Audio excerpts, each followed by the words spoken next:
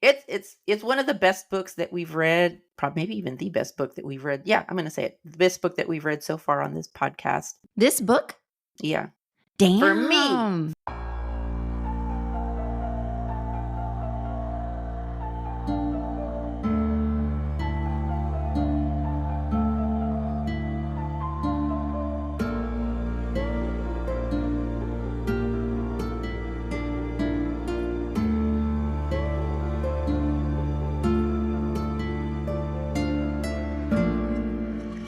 Welcome back, everybody. This is Scream Sister, your podcast dedicated to spooky movies and spooky books. I am your host, Valerie. And I'm Veronica. Yes, and we do have a couple of new listeners since last you heard from us. And so it's worth pointing out, Veronica and I are real sisters. We live in Texas. We try to put a lot of focus on Spanish language horror and horror out of the Latino realm, but we do cover all things, all stripes, because as I've said before, it takes all kinds. And so today you are part of book club episode. And every so often, what we do periodically, we do a lot of film discussions, but what we do periodically is we pick out a book, we invite you to read along with us as we make our way through it, and then we set aside a date where we're going to do a book club discussion episode. And generally, we do invite you to submit your opinions and or thoughts or questions about a book so that we can make it part of the episode. I do have a little bit of feedback to give from some people who wrote in, letting us know and they were reading this book along with us. Yay, somebody's listening. Well, we have quite a few people listening, but it's nice that it validates for us that you are reading along with us. So it's exciting. We'll get to it, but we're going to be talking about The Devil Takes You Home by Gabino Iglesias. Actually, I should slow down. Veronica, how are you? I haven't even checked in with you and seen how you're doing. How was your week? Are you on spring break right now? The kids have been on spring break. It's just been a regular week for me. It was a long week for me. I mean, it felt like somebody snuck an extra day into this week. It was just long. And Friday at work was I work from home, so very reliant on computers. I don't know. Freaky Friday shenanigans were going on because the systems kept crashing, and so it was just a long day. Universe telling you all to just quit and go home. That's what I said, but my supervisor did not agree with me. So, all right. Well, I was in Galveston. For those of we always say this. For those of you who don't know, which is everyone, I was in Galveston. We took the kid. We were on spring break as well, and we took the kids down to Galveston for the weekend. So that was fun. Getting back to what I was talking about, Veronica had sort of pitched the idea that we pair cocktails or mocktails with all of our books that we have for book clubs. And so we've been keeping that tradition going. And which is funny considering I don't really drink. She's not a drinker. And so, but that's nice because we have focused on, we'll do a cocktail pairing and then we also come up with a mocktail. I'm all about an elevated mocktail because it should be more than just juice in a martini glass. You're a grown up. I want you to have a grown up beverage. So the cocktail that we chose for this book, The Devil Takes You Home, I'm really proud of because initially I told Veronica when we were reading through this book, I was like, this book is heavy and I don't feel like in a party place, man. I just want to cry in a fetal position in the corner and try to get right with the Lord. But I did kind of come towards the end of the book. An idea sprang to mind and I think it's highly relevant for the book and we'll get to that portion of it. But the cocktail we chose is called the Corpse Reviver, or in this case, it's the Corpse Reviver number 2. I thought I would just... number 1 didn't work. Well, so let me talk about that. So the Corpse Reviver originally was kind of consumed as a hair of the dog kind of drink. It's what you would have had for like a hangover. It would have been considered a morning drink, hence the name, like you are the corpse in need of revival. The first recorded recipe of the Corpse Reviver number 1, the original, was in 1930, and it was part of a collection of the Savoy Hotel London's most popular drinks. And Harry Craddock writes, he was a bartender and author who wrote in this collection of drinks that the Corpse Reviver number 1 is to be taken before 11 a.m. or whenever steam and energy are needed, which traditionally alcohol is not seen as like a stimulant for energy. So it's kind of funny that it was considered a morning beverage, particularly because, Veronica, for you to be drinking this first thing in the morning, the original one called for cognac, Calvados, which is an apple brandy, and sweet vermouth. That's a very no frills kind of cocktail, even for me. I've never had an original Corpse Reviver very different from the one that we chose, the variation that we chose. But it was popular in the late 19th and early 20th century, and it faded away after Prohibition. But like most pre-Prohibition drinks, it kind of saw a resurgence in popularity with the wave and revival of things like craft cocktails. The Corpse Reviver number 2, which is there's many variations of it. The one that we chose is gin-based, and it utilizes Cointreau or some other kind of orange liqueur, Lillet Blanc, and fresh lemon juice. Lillet Blanc or Lillet Blanc, I guess. Lillet Blanc is the most French I can possibly say that, but it's like a fortified wine. And so you do like 3/4 ounces of that in that. So it's I have it. I'm holding it up for Ron. It's very tasty. I like it a lot. If you're not into gin, vodka would go fine in this, and it would work just as well. So, but let me talk about the mocktail, because the mocktail's fun. So the mocktail is called the Reanimator, and this utilizes a couple of customized simple syrups, and the recipe that we've linked for you guys will take you through how to make those syrups yourselves, those simple syrups. If you don't want to, you can find those at any liquor store, but it calls for like an orange syrup and a fennel syrup. And Fennel. Yeah. And so and it also calls for like a 0 proof or a non-alcoholic gin. And there's a number of non-alcoholic spirits on the market. They're all available in liquor stores as well, typically. And so if you're new to the mocktail game or new to the world of 0 proof anything, what I want to tell you guys to remember is that the 0 proof spirits they're really as blank a canvas as you can get. They're designed for you to build off of them with ingredients like specialized syrups and fresh fruits and things like that, so that again, you're elevating your drink. It's not just juice in a barware glass. It's something more grown up, more elegant. And so I think that this one is really great, and I hope that you all enjoy it if you try it. So Veronica, are you taking in any beverage? No, I forgot to get anything for myself today. Okay. Well, I do hope at one point you will get it together and be part of my little party that I have every couple of months with our book club stuff. I think we should do an episode where we discuss, whether it's a movie or a book, but you're totally blotto. Totally blotto? Yeah, drunk. Like tipsy. No. Yes, if you want that, make a comment and vote for it. That'll be part of our future Patreon. That'll be the extra stuff. No, dude, I don't know. There's no way. I have to be very careful, because the last thing I want to do is slur on a podcast, like start slurring my words or whatever. Did you have questions about the Corpse Reviver? Not that I can answer them, but no, I don't know. It sounds kind of sweet with all that syrup. Yeah, I mean, I have tried not a number, let me back up. I've tried a couple of non-alcoholic gins. You've got the syrups. You are still throwing that in a shaker. All of these ingredients for your mocktail, you're still throwing it in a shaker, specifically because, like you just pointed out, you need to be able to dilute this drink a little bit. So the addition of ice and shaking it up, you're going to get that dilution that your drink needs so that it's a little bit more balanced. So don't skip that step. And by the way, to that point, we'll link it for you guys, but if you go to our episode blog at screamsister.com, we'll have these full recipes linked for you so that you can go see the full list of ingredients and directions so that you can do this stuff. Make it part of your book club episode. Don't listen to our episode without one of our drinks in hand. We work so hard sourcing these for you. Well, Valerie does. I don't do anything. Today, we're discussing a Shirley Jackson and Bram Stoker award winner. Like I said, it's called The Devil Takes You Home by Gabino Iglesias.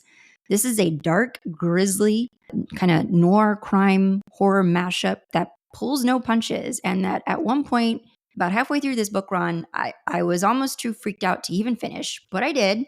And I'm glad I did. And we're going to talk more about it. I did want to offer up this quote, which we will link for you as well, from Wyatt Towns, who's the creator of Vogue Horror. And he says, The Devil Takes You Home is a flagship example of novels where our personal tragedies, as well as the socio-political battles of our time, are married with otherworldly frights to produce fiction that feels dangerously close to real life.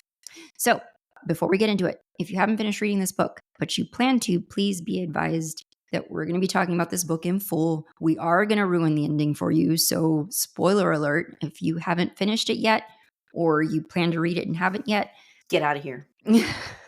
Consider pausing the episode and finishing and then coming back. Come back and be traumatized with the rest of us.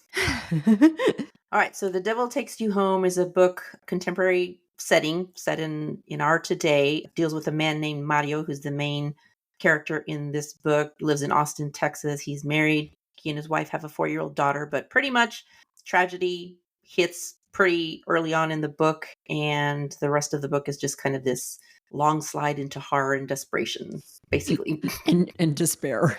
And despair.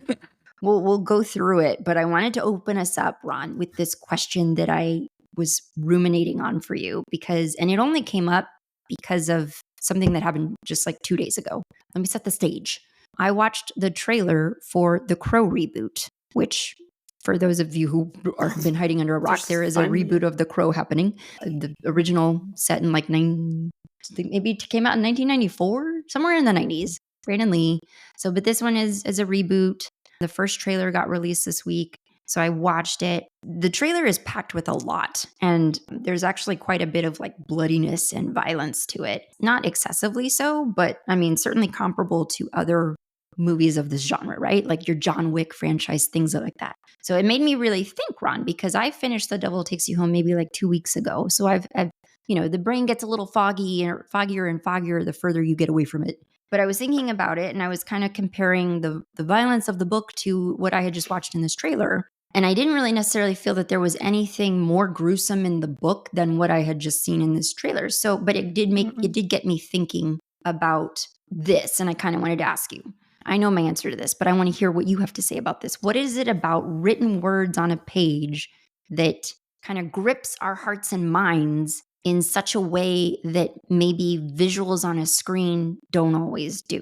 And then there's like exceptions, obviously. I think, my opinion, because the visual medium, I mean, it's there and it's gone. And yes, the visual might stay with you, but I think your brain processes visual information differently than if you're reading it. If you're reading it, you stay mired in it for longer. Because you're processing the words, you're reading a lot slower than you can visually take in information. So your mind is just sitting in that, whatever it is, whether it's tragedy or comedy or pathos, whatever the emotion in the book is, you're marinating in it basically. So that's why when you read a book that is uplifting, you can feel uplifted sometimes for days afterwards. Or if you read a book that's like really depressing, you could be depressed for days afterwards. Whereas maybe a movie, you bounce back quicker. And that's the reason is you're mired in it for longer and you're processing it at a slower pace. And so it's just really kind of sticking with you.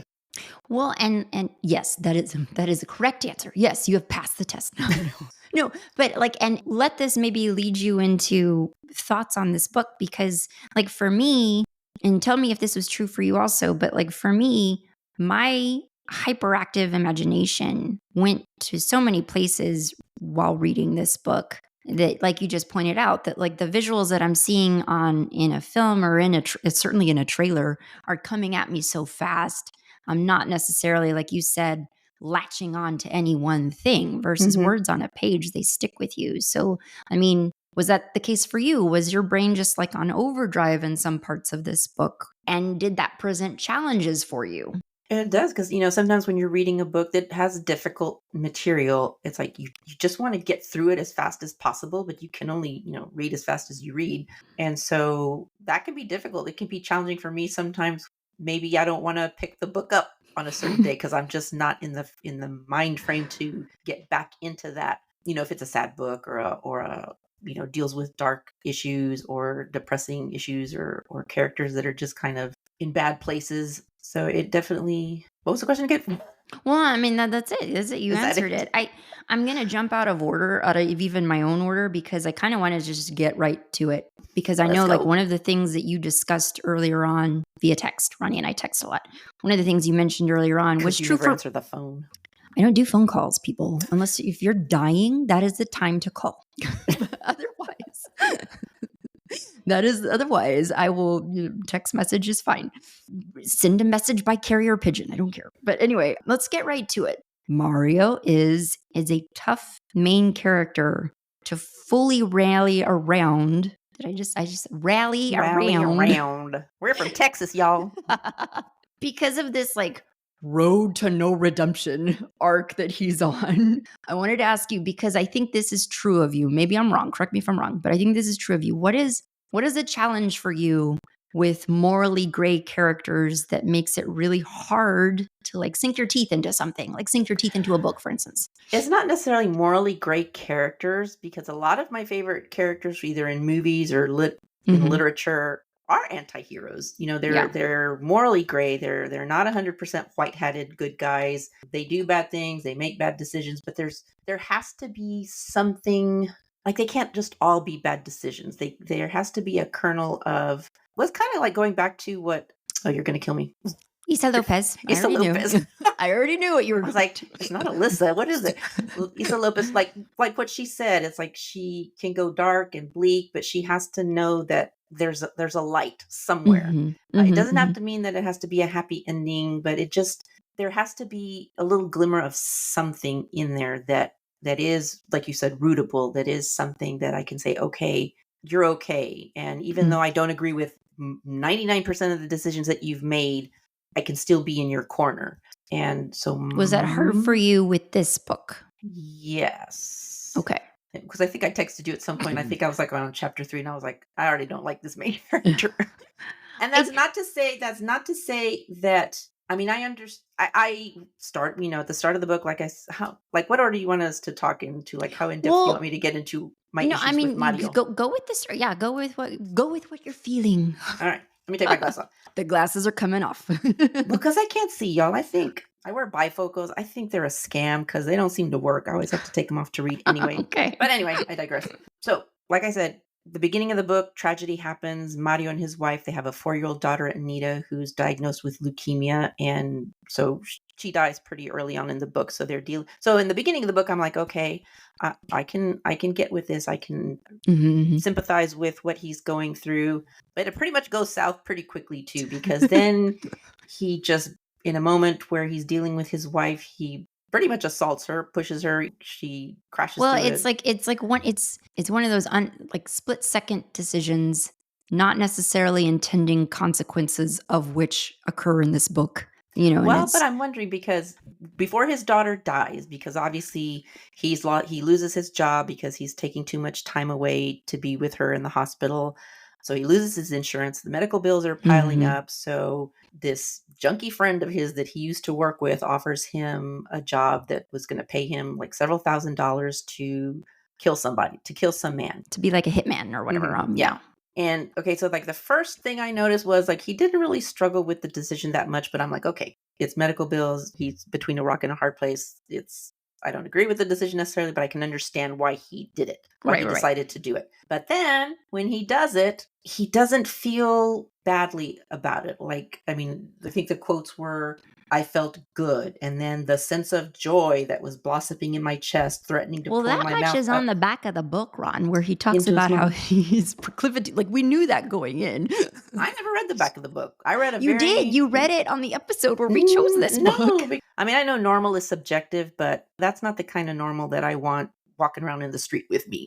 Someone who feels joy at having murdered somebody, regardless of what that other person did, which Mario doesn't know him from Adam, doesn't even know what he supposedly did. So let me tell you, like, my thoughts on the idea of Mario, because like you said, like at the beginning of the book, I think that you feel great empathy for this person who, I mean, what it means to have a child who is sick with like a life-threatening disease.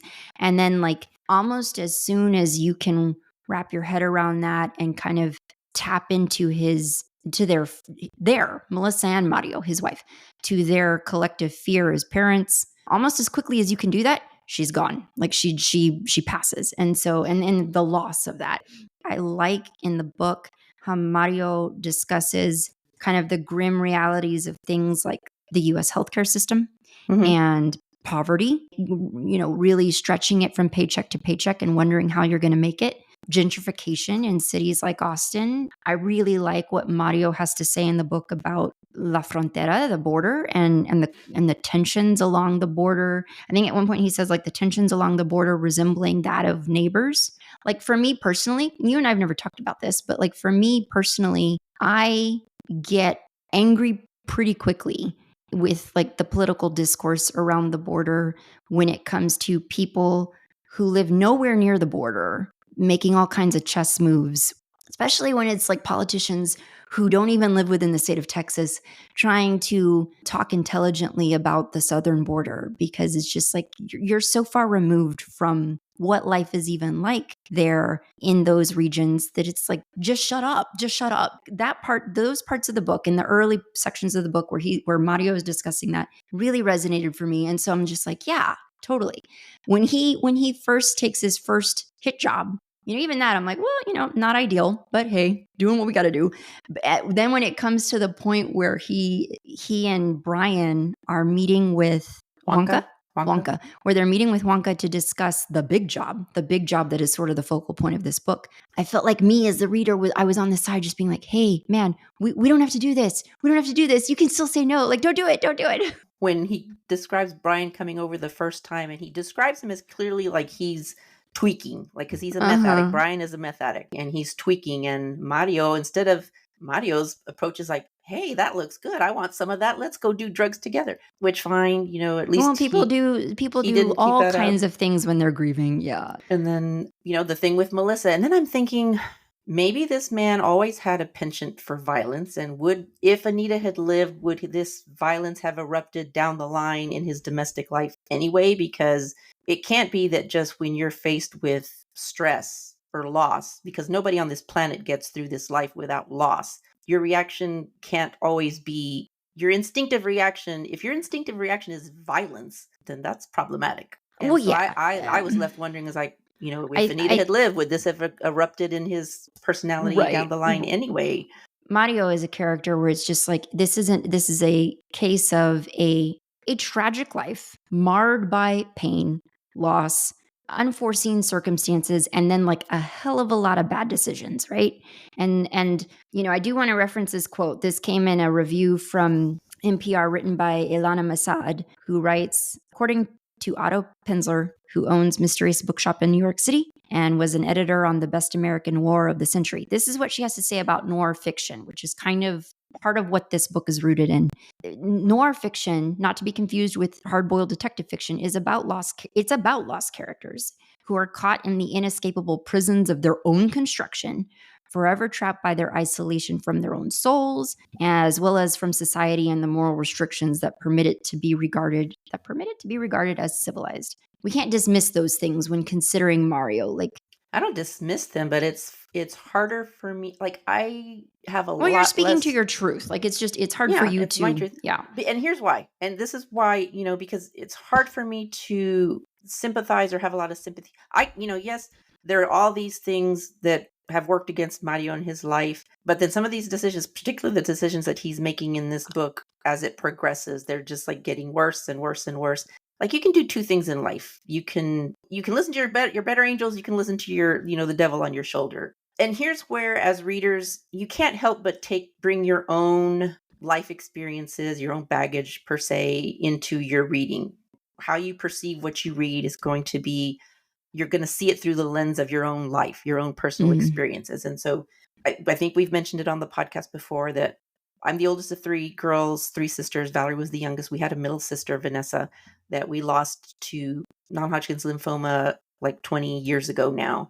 And Valerie, you and I both saw how hard she fought to live. Mm-hmm. And because of that experience and watching our own parents grieving the loss of a child and us grieving the loss of a sister and seeing how hard she fought, I have like little to no patience with characters who choose to throw their lives away.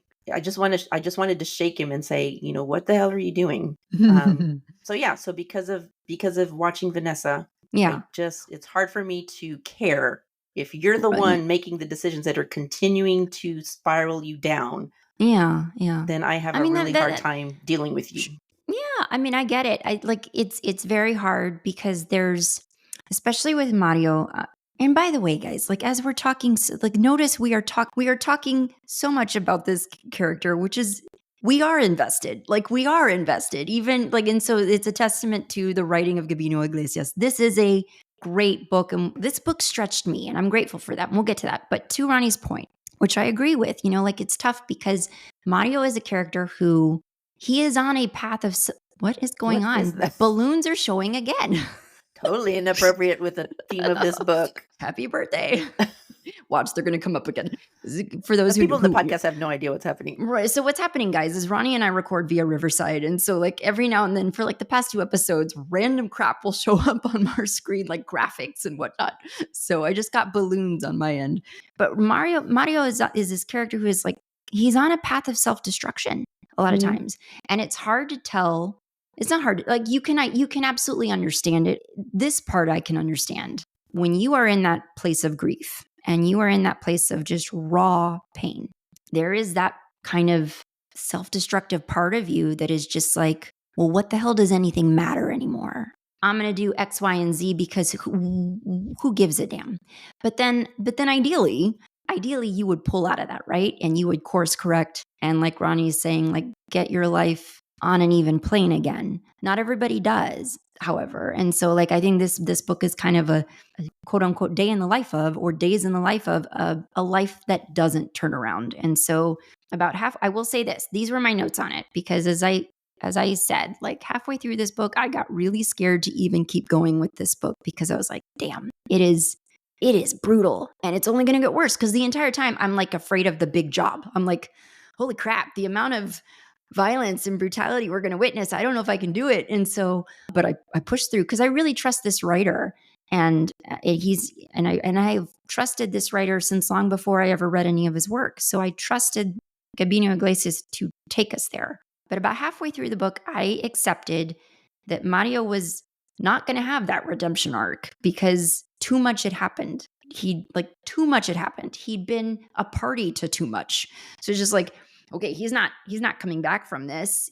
There will never be a normal. So at a certain point, I accepted that. And at that point, it became a lot easier for me to get to the last chunk of the book that dealt with this job, because I was more or less just like, well, whatever happens, happens. Like, let the bullets fly. Let Rodolfo, the corpse revived, happen, which actually I thought was really cool. What did you think of that?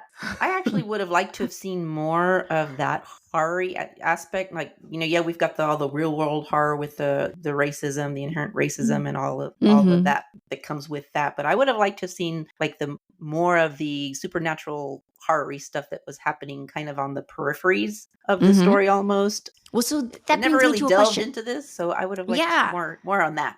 Personally. That brings me to a question, because this came up for me as well. And I wanted to ask you what you think that's about, because I wrote my notes when I was reading the book. I wrote, this book is bringing up weird feelings for me where the moments where the story seems to veer into the paranormal or the otherworldly, I find it almost comforting. Like it somehow lessens the horrors of what the characters are doing in the moment, because to have it just be a human evil is almost too much for my head to get around. Is that why? Is it because for you too, it was almost like it's easier for us to accept something outside of us than that the evil is coming from within?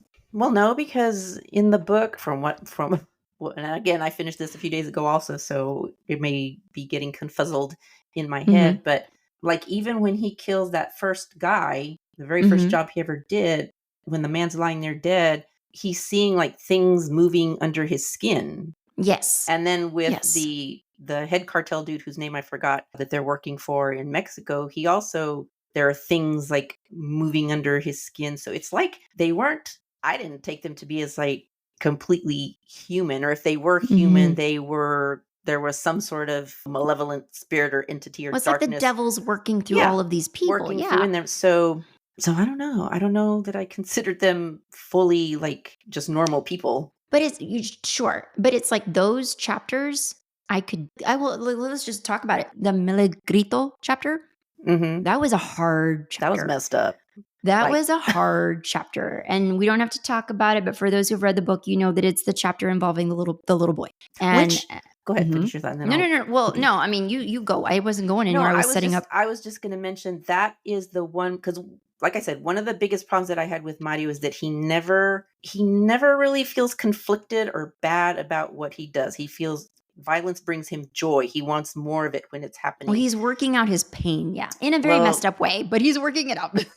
I don't know. I think it would have been if he had just a little bit of that glimmer, that would have been that little glimmer that I was talking about earlier that I just need, I would have been more sympathetic to him. But I just didn't see any of that, except for in that chapter with El Milagrito, where he actually wakes really, up. who wouldn't? You'd have to be a monster to not have felt bad for that little boy. Yeah. And I kept thinking, okay, maybe this is the start of that awakening of that, conscience, where that he snaps back. Yeah. yeah, where he starts working his way to some level of redemption.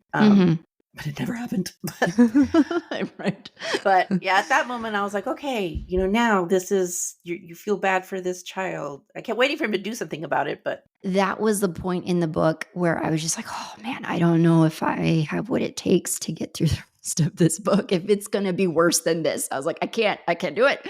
But what I'm grateful for is that it was mercifully short. The subsequent chapters immediately after that chapter, Mario is kind of reliving the moment. And I'm like, please just, I can't keep going. I can't keep reliving the moment either. Like, let's keep moving forward. So yeah, you think he's almost going to have that moment of snapping out of it. And then he doesn't. By the time that happened, the remainder of the book, Ron, like something emotionally inside me shifted a little bit so that by the time we get to like, is it the crocodiles or alligators? Crocodiles? By the time we get to the crocodiles and La Reina, I mean, I'm just like almost morbidly fascinated because I'm picturing in my brain what it is crocodiles do when they're rolling around when they've been fed. My Nat Geo brain is activated and I'm reading with fascination. So, and then by the time we get to like the further chapters in the book where Rodolfo kind of reanimates, I was like, this zombies, is nice. Zombies. Like, I like this. Like, let's keep this going. But again, it's like, why am I comfortable with that? But I'm not comfortable with somebody getting killed because they cheated in a cockfight. I will say, like, the roughest part of this book for me was what was happening to El Milagrito. And Mr. Iglesias, if you're out there, you could have at least given me like one line where Mario, like in the gas station bathroom, makes a call to Child Protective Services, and I would have been good. Do it. Yeah. Because at least I know that, maybe this child somebody will save this poor child. Somebody will be made. But we didn't get that. But that was the hardest. That was the hardest part of the book for me. Because I know, Valerie, you were texting me like, because she was a little bit further in the book than I was. And so she was like texting me. I was like, I don't know, this book's getting dark. Just try to hang in there. And so I was expecting like really bad. And there was bad things happening, and I don't know, this may be because I in the fantasy genre, I've read a lot of grimdark, which is pretty damn nihilistic, some of it, and gets pretty dark and heavy. So this, maybe I was a little bit more conditioned, I don't know, desensitized, whatever you want to call it. But so I was okay. I'm an innocent. I was actually okay reading the rest of the book. I mean, I didn't. Well, yeah, by the rest of the book, I'm like, I'm fine. I'm emotionally dead inside. I do whatever you want. And I think it was just because El Malagrito was a child who couldn't that's what help it was. himself. If it had been an adult, I'd been like, okay. Yeah, I mean, still that's still not good, still not pleasant to read, but that was just the hardest chapter. Yeah, no, agreed. Like that was the one for me where it was just like, I don't know, man. But and I was scared. I was scared going into the second half of the book. There were elements of the second half of the book that I thought were really cool and that I would have liked to have seen more elaboration on, like the creatures and the underground. Like I wanted to know like more. What are these things? I want to know more what those are. And like, what are those? You know what I was imagining? Because I know this because I have gone cave exploring with my husband in Oregon. And one of the things that our guide kind of took us through when we were deep in the caves exploring, kind of spelunking, if you will, he had us turn off our headlamps so that we would observe just how pitch black it gets. In my naive brain, I thought, well, we'll have some light come in from the entryway of the tunnel or whatever, the entryway of the cave. And sure, by the entrance, you would have that. But we were deep in the cave. Like it is just pitch black. And what he told us was the first thing that kind of shuts down when you're in that situation, when you're trapped in a cave, is your eyeballs, because your eyes are working constantly to process the information you're taking in and send it up to the brain and like give you that kind of information sorting. In the absence of light to be able to see anything or process anything, your eyes are like one of the first things to shut down because they're conserving energy. And so when that happens, the tragedy of it is that you could be trapped in a cave, lose your sight. Days later, you might pass by your exit out of the cave and never see it because your eyes Really? have shut down. Yeah. Mm. And so it's tragic. Like you can die that way. And so what I was thinking was like, maybe these creatures were once humans who have just taken up living in this cave and have morphed into these inhuman looking creatures. I don't know. I wanted more exposition on that. That goes back to my point about I would have liked more of that, dealing with this more kind of supernaturally Yeah. evil darkness, whatever the heck was going on there. So did you see Brian? Because like throughout the course of the book, like Veronica says, he starts out, he's very addicted to drugs, but he goes in on this job trying to do it straight. So trying to do it without the aid of being on meth or anything else. And so he's becoming more vocal as the book goes on and speaking out more. Like you almost kind of I kind of perceived him as like maybe a little bit of the reader's voice because he's kind of vocalizing what Mario is certainly thinking but won't say. Like, what the hell are we doing? Yeah. What is that? What did we just see? Normal questions that you should have. As things are going on, you're just like, Brian, stop talking. Like you're gonna end up dead. And of course he does end up dead, but it's just like, dude, stop, just shut up. Just shut up and do the job and survive and get out. Well, and here's the thing with Brian, because everybody knows he's a meth junkie. So at the beginning, I'm like, why are you even wanting to take this twitchy junkie on this super dangerous mission? Like this would be the last person, like, remember when in school you're picking teams? Oh yeah. He'd be the last person I would pick for the team. But then of course, when we get to the end and we find out complicated interpersonal relationships that are going on, then you think, well, that's why it was intentional to take him, because he was going to be, it was planned that he was going to be killed. What were your thoughts on that? Thought Mario was stupid. I was like, dude, how dumb are you? Like, I can see from a mile away that Juanca is just needling your head, and it's just, well, yeah, I thought because that there's nothing about Brian. There's nothing about him that screams like cold-blooded killer. No, yeah.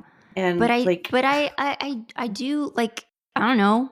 Were you like, I thought the ending, the wrap up of all of that and the revelation that Wonka and what's her face, Brian's girlfriend, I forgot her name, but that they kind of like two-tined him. I thought the way that Iglesias kind of pulled that all together at the end, that was nice. I didn't put it all together like that for myself. Did you? I didn't know that Juanca and Brian's girlfriend were hooked up, but I suspected, though, the minute that Juanca started whispering and he was the devil on Mario's shoulder saying he's going to try to kill you. I'm like, no, he's not. What about his personality has told you that he would try to kill you? And then when I kept thinking, oh, Mario, come on, just in a plethora of bad decisions that you've made, do not add this one to the list. Too fast, like the decisions just like one after the another, terrible. But he does. He shoots his friend, and then when he goes and turns him over and he gets his wallet, I'm like, okay, if he was gonna kill you because you saw him going into his pocket or whatever of his pants, where's the gun? There's no gun, and it doesn't. Click. It doesn't. I didn't click. It didn't click for me. Right, I'm dumb. I didn't. I caught it right away. I was like, there's a wallet. Where's the gun? There's no gun. Oh, see, good for you. Good for you. I didn't do it. So the end for me was like, the tragedy of it. I'm like, dude, you killed the only like legitimate friend that you probably had left, and like that's awful. Was unarmed, and so the close of the book is once Mario kind of puts all of he puts all of that together very quickly, and then while that's happening, Juanca and let's just say is her name Stephanie? I think it's Stephanie. Yeah, I think so. I'm like, let's just say, yeah, it is. I was like, let's just say her name is Stephanie. But they shoot Mario and kind of leave him to die. And there was a part of me that was just like, this is probably the only way that it could end, because like what else was there? Like there were moments, Ron, throughout the book, Mario he's tormented. He's in pain. Let's never forget the fact that he is like in grief and loss and pain, and constantly trying to tell himself that if he can just get through this job, that somehow miraculously he will get his wife back and they will be able to move on together, stronger and reunited, and heal from their loss together. And as you get further and further into this book, anytime that he would veer down that path, I, as a reader, was just like, man, you got to let it go. Like, that Yeah. is the old world, and we are so far into the new world now. Like, that is never happening for you. Yeah. So by the end of the book, I was just like, yeah, because what was there? There was not going to be a return to the normal. There was not going to be a happy ending. So it was tragic. It's just tragic. And an apt title for the book, The Devil Takes You Home. And that's Yeah. exactly what happened with Mario. Because, yeah, the whole time that he frequently throughout the book, he's thinking about Anita, his daughter. He's thinking about the wife that he lost through his own anger. And the whole time I'm thinking, well, you didn't really deserve them. You have chosen to become someone that would horrify them if Yeah, they you've knew. fallen so far. Yeah, You've fallen so far. instead of living a life that honors your daughter and her memory and the kind of person, the loving child that she was, you have completely gone in the opposite direction and become somebody that, if she'd been old enough to know, would have just been horrified by. Yeah. So, Yeah. but it was a very well written book. 2 things I wanted to share. And we've linked this review for you guys. Do go read it. We've linked a bunch of things for you with regards to this book. And so we want you to go and read them all. This review from NPR by Ilana Masad, she ends it with, "The Devil Takes You Home may not be a cheerful book, but it still allows glimpses of love, moments of connection, and glimmers of beauty to exist. Even if those can't save us, they point toward what, with some effort and luck, just might." And I really appreciated this book. I'm glad I read it. It stretched me. There were so many moments reading this book where I was made by the writing to squirm far longer than I would normally. And yeah, you raised your hand. Go. I have a question about that. And when I read that quote earlier, I was going to ask too, like, where were the moments of love and light? And so some of the moments which makes it all the more tragic, but some of the moments that Mario is either remembering or living through or whatever, where he's remembering moments with Brian, moments of clarity between those two, where Brian was like relaying to him his hopes of being a father, because in this book, Stephanie, his girlfriend, is pregnant with his child. Presumably, she may not be. Maybe she's pregnant with Wonka's child. As we, who knows? But he's made to believe he's about to be a father, and so he's like moments where he's talking to Mario about his hopes for fatherhood, and Mario is trying to sort of be a friend in those moments. Those were moments of like genuine human connection to me. That it's like it makes what he did to Brian later so much more heartbreaking, because I'm like, dude, that was legitimately the only friend you had, and you just killed him. So anyway, this is what I wrote. On the word of a cartel soldier. Exactly. On the word of someone who it's like you didn't know him before this job. You're not going to know him after. Anyway. Like, okay, really, what I thought was going to happen, I thought he was telling these things to Mario to get Mario looking at Brian instead of watching Wonka. And I thought Wonka was going to end up killing them both, is what I thought was going to happen. That's what I thought. That's what I thought as well. I was just like, dude, snap out of it. Wake up and like he is the threat. So he's anyway, a lying liar who lies for a living, and this is who you're believing. Okay, so this is what I wrote. What I appreciate about Gabino, I use first name basis here. Like, we're best friends. I've never met this man. I will never meet this man. But what I appreciate about Gabino's storytelling is that by book's end, somehow, against all odds, he has returned us safely to our own doorsteps. We're exhausted. We're bonded in a kind of trauma, and certainly we're a little worse for the wear, but we are almost certainly alive, still kicking, still filled with possibility, which is sadly more than we can say for Mario. Turns out, during the course of this book, we were too busy watching bullets fly and flesh get devoured to see that the devil did indeed take us home. The writing evokes a lot of vivid images and feelings. Maybe that's the problem. It's a little too vivid. But yeah. And I read somewhere in there that one of the interviewers asked him, like, if there's some genre he'd like to kind of try his hand at next, and he said science fiction. So I would definitely be down for reading that, because that's a genre that I love. One of the things that I failed to even mention at the top, Gabino Iglesias has signed a deal with Sony Pictures, I believe. Absolutely, this is a movie I would watch. When I used to be more active on Goodreads and I would write reviews, and not professional reviews, people, I would always start my reviews off with, I would select a quote or a passage from the book that kind of gave a sense of the vibe of the book, but without giving anything spoiler away. So I'm always, when I'm reading a book, I always tab passages that I like, or I'm always on the lookout for that particular passage that would be the thing that led off my review. So the one that I selected for this book, outside, the night was pregnant with the possibility of the wretched earth, with secret agendas and promises of death. But they were all quiet, the way all things are before they actually arrive. Very good You writing. should do that every book club. I love that. Oh, I could do that, yeah. So we do want to make sure that people know that Gabino Iglesias does have a new book coming out, I believe this summer. I cannot say for you. I want to say August for some reason, but I could be wrong. But this summer for sure. So please keep a lookout.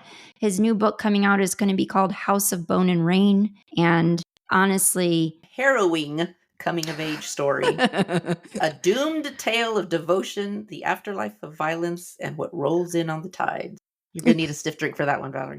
Did you say everything you want to say before we wrap it up with last closing segment? It's one of the best books that we've read, probably maybe even the best book that we've read. Yeah, I'm gonna say it. The best book that we've read so far on this podcast. This book? Yeah. Damn. For me. Damn. Because I know you loved was that our share of silence or our share of the night? Our share of night. You liked that one a lot more than I did. I didn't, it was, you know what? There was one of the articles that you linked, that's going to be linked in the show notes, talks about how Gabino Iglesias reads a lot of poetry and how he appreciates the ability of poets to be able to get an idea across with fewer words, more efficient use of words, which I appreciate. I mean, I know there's a lot of people out there that like kind of purple prose type of stuff. I certainly appreciate that you can say the same thing, if not even more, using less words. And so for me, one of the things with our share of night was it was just so long, and it just took so long to get anywhere. And if we ever really even got anywhere, it was beautifully told, guys. Where this book, look at how much, well, people can't see, but look at how much shorter that our share of night was, like what, 500 something pages. Beautiful words. But did we need all of them? No. Sure, whatever. No. This book was like barely over 300. Actually, that is blowing me away, because this is a book that is blowing me away, because I was sure that this was going to be a book you were going to have a hard time doing. So, wow. You should have led with that. Why didn't you lead with that? I didn't say a book, I can say the subject matter is difficult and I didn't enjoy necessarily reading it because of the subject matter, not because of the writing, because the writing was top notch. I would definitely read something from this author again. Even though it sounds equally harrowing, I will read The House of Bone. Traumatic. I'll just go in with the mindset of be prepared to be devastated. But yeah, I mean, look at how much he packed into this barely 300-page book. Yeah. That made me feel tons more than I felt reading that 500-page. And not to say that she's a bad writer, because she... I mean, it's fine for you to speak your truth. Not everybody is going to work for everybody. I think my love for her offsets you, so we are fine. Before we close out this segment, I almost forgot, but I'm so glad I remembered. I did want to share this, guys, because like I said, somewhere... What is that? Cool cover. People can't see the cover. I know. House of Bone and Rain, guys. Go look it up. Long before I ever read his work, like I said, I have followed Gabino Iglesias. I am a fan. He's constantly promoting writers. He's always supporting writers. He does it in really visible ways.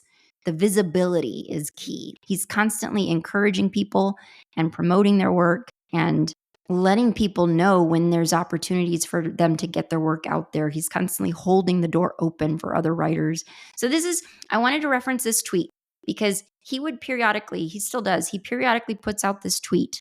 And during the course of when I was writing my book, which I put out last year, and I think I even sent this tweet to you at one point, Ron, you and Alex, because I was like, this really resonates for me.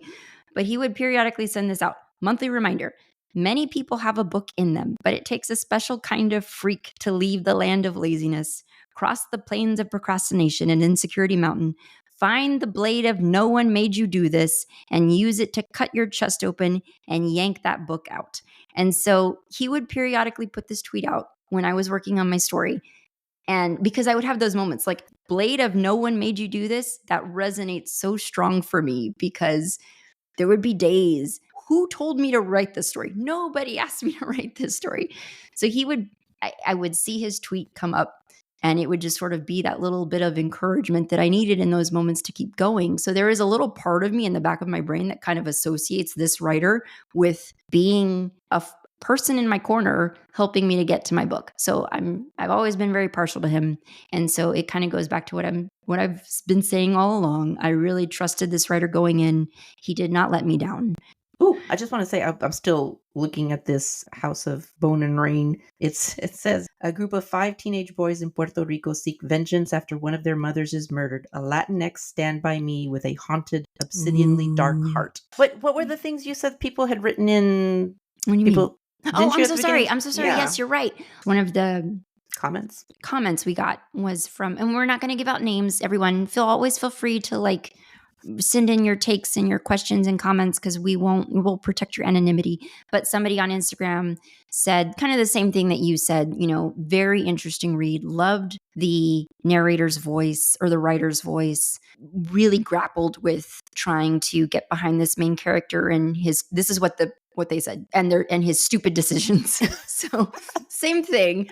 And then someone emailed, like, dude, like turn a corner or something. I am trying so hard, Mario. I need you to meet me halfway. I have already gotten okay with you in murdering people. Like I need you to just.